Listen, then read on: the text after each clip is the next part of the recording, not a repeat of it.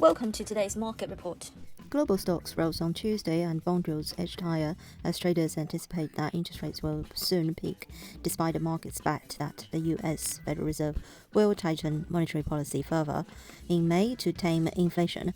Gold prices rose above $2,000 per ounce and oil prices climbed despite weak Chinese inflation data, pointing to persistently weak demand.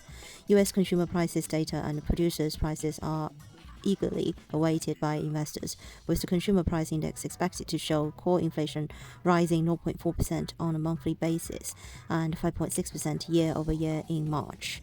The two-year Treasury yields rose 5.2 basis points to 4.06%, doubled the Fed's inflation target of 2%.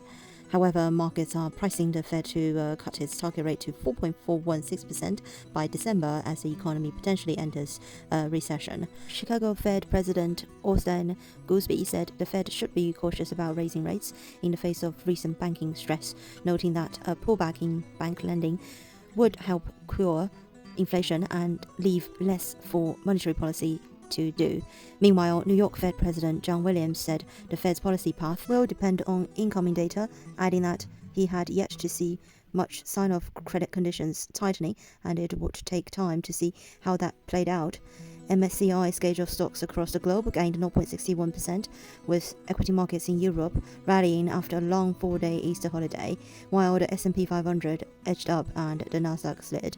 The yield on benchmark 10-year Treasury notes rose to 3.437%, while the 10-year German bonds yield rose to 2.312%.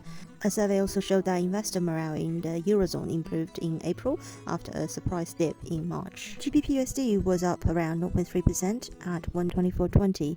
Euro dollar is at 109.30. This is today's market report. Thanks for listening. We'll see you next time.